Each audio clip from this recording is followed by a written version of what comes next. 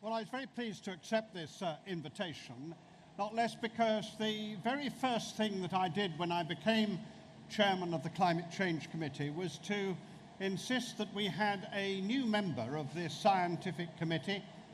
Most of the members are very senior scientists recognised in the world for their knowledge of climate change, or very senior economists recognised as being able to look at the economic advantages and changes that need to be made.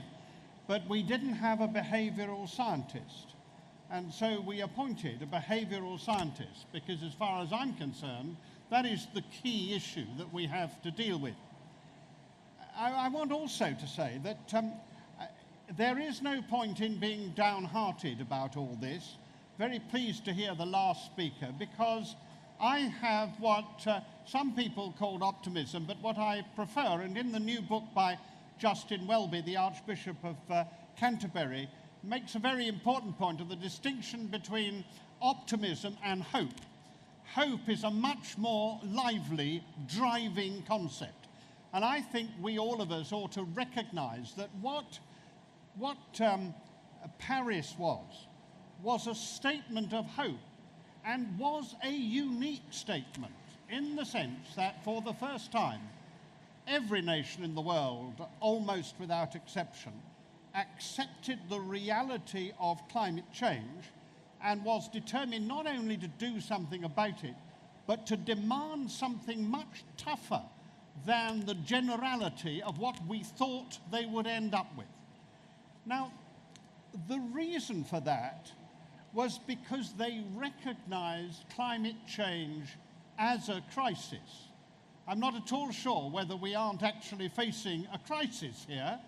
The difficulty is it's a crisis over a long period, as people would think, and it's a crisis which hits people hard, but not everybody, and not all the time, and therefore we forget about it very easily, or we are determined to ignore it very selfishly.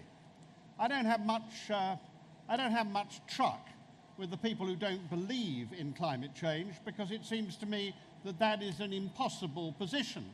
But as we live in a world in which impossible positions now seem to be at the centre of political activities with Mr. Trump and Brexit, we do have to recognise that people can believe very impossible positions. It is, for example, in my view, impossible to believe that we can live in a world and get on with the Bangladeshis if we can't get on with the French. That seems to me to be basically a singularly stupid concept. And to break down the links which we have with other countries to do the things we're talking about seems to me to be contrary to all our national and international interests.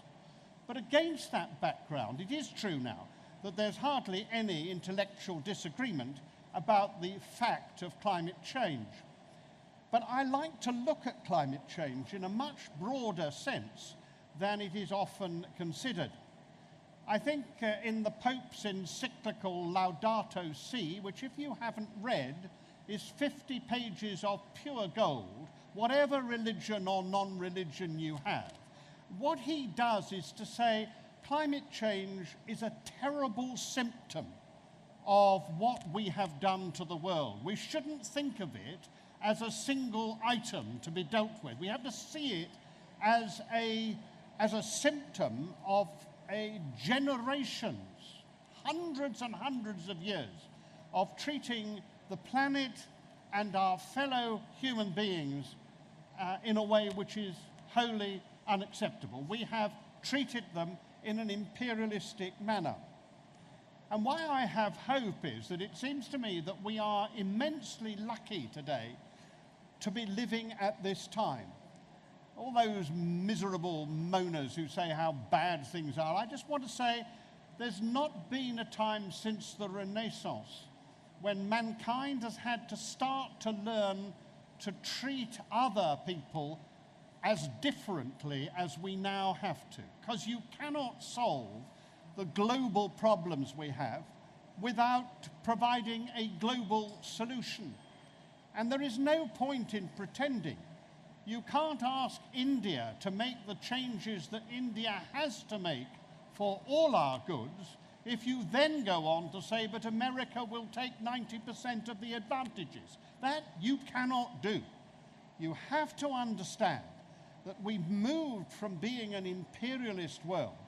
After all, we've been that since the first village bashed up their neighbours to get the grazing rights. The truth is, we've always been imperialists.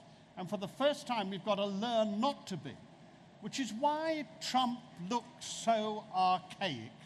He looks as if he's something from out of a wholly different world. And the reason for that is that most people have instinctively caught on to the new world in which we live. So how do we match our behaviour to the needs of that world in which climate change is this terrible reminder, this terrible symptom of destroying the planet that gives us life? Well, first of all, I want to be vulgar. We have to make it easier to be good than to be bad. It carries on, in a sense, for the first speaker's comments about the advertisements and the pressures and the rest of it.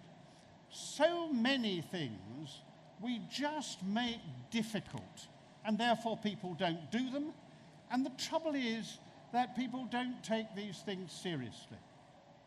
I very often fall out with the Green movement, who seem to think that there is some moral reason for making us feel that something's hard to do. I don't care how we do these things. I want to make them almost automatic. So, of course, you need to have lights that go off when you leave the hotel room. It doesn't make you morally any better, and no doubt Greenpeace would say you ought to go round and turn them all off. I don't care. I want them to go off because it's the object that I'm after. It's getting the change that I'm after. And there are so many things that we can do that way, just simply making it easier. And some of them are very small. I went round a new building, a very smart new school, extension of a school, independent school, very proud of all the special environmental things that they'd done. And I inspected the windmill, and I inspected all the solar panels and the hemp walls and all sorts of other things. And I then went to do what I always do when I look round something old or new. I went to the loo, because you learn more about a building from the loo than you learn anything else, particularly a factory. If you're going to open a factory or you're going to go round a factory, always go into the loo on the factory floor. And you'll soon see whether this company is one you want to have anything to do with, as to how they treat the people who work for them. Anyway, I went into the loo, and it was the boys' loo, and they were all little cabinets with sit-down loos. And so I said, why on earth have you got this? You should have waterless urinals. They said, the architect said it would make it more flexible in case we want to change it into a girls' loo. I said, do you intend to change it into a girls' loo? No, they said. Is there any possibility of you changing into a girls' loo? No, they said. Well, then why have you put this in at greater cost, using much more water, and not actually accepting these very simple, fundamental things? If you go to Manchester Airport, they've had waterless loos for the last 10, 15 years. And the result is they don't smell. And nobody tells you that the fact is that the smell in a man's loo is largely the connection between urine and water. And as we only use the water to carry things away, there's absolutely no reason for but why don't we do it? Because you can't go to a loo and say, I'm not using this one because you're using water. Somebody's got to make that decision in the first place. So first, a whole lot of things we can do very simply that makes it easier to do the right thing. Number one. Number two, we have to challenge government and businesses to make some fundamental changes. And I don't want to upset anyone here, but I would start, if I were the government today, with house building. So I follow on with that.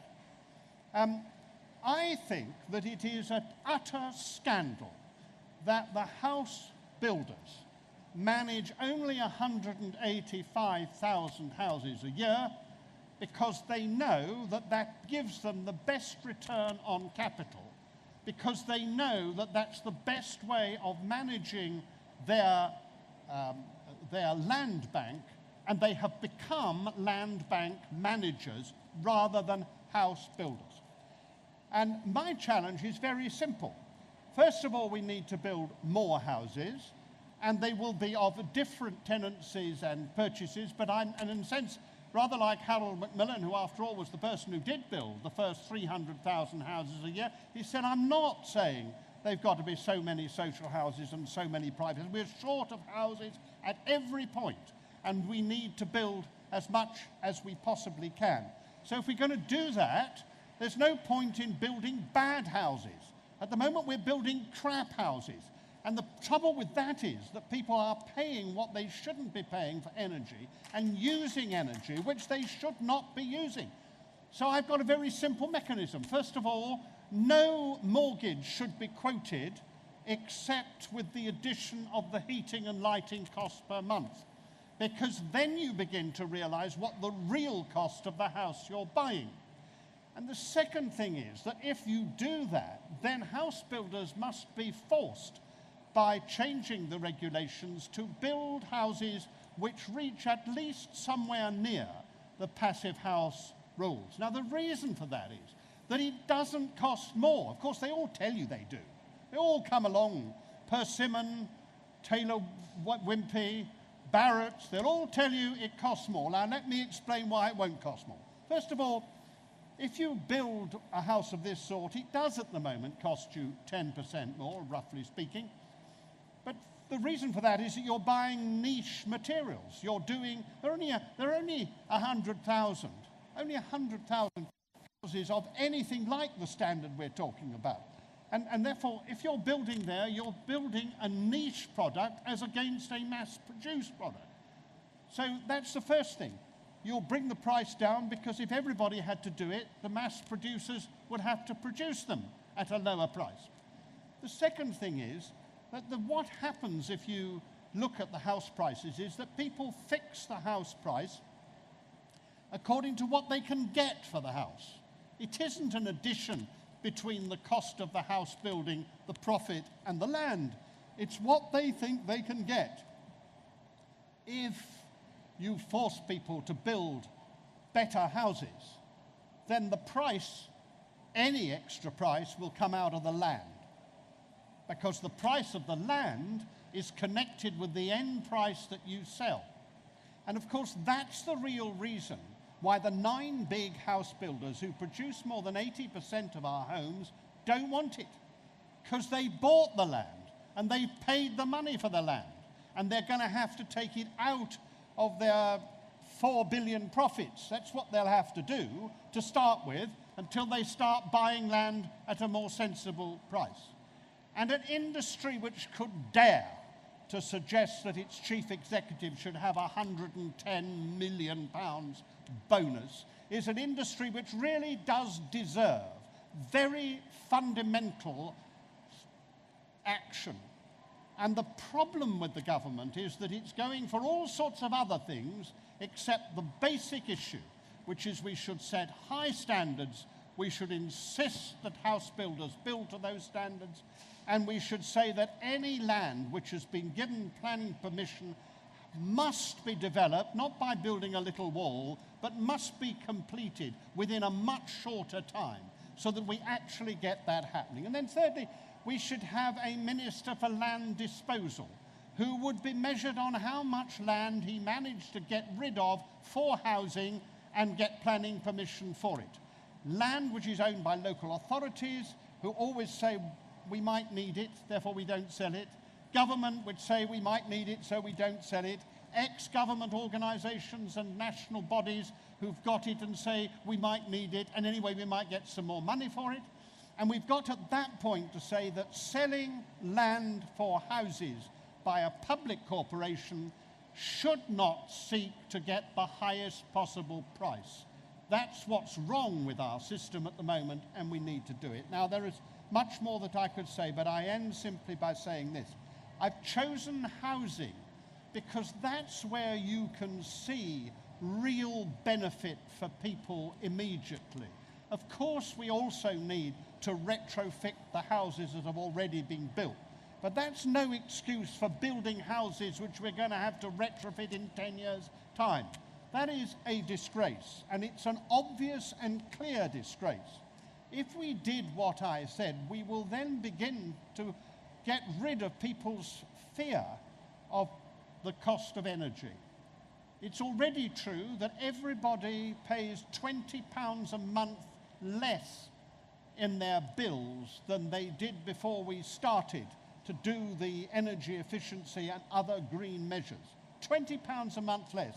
They don't tell you that. They tell you about the £9 a month more for the green measures, but the green measures have meant £20 a month less. If we built houses that weren't crap, there'd be very much less than that.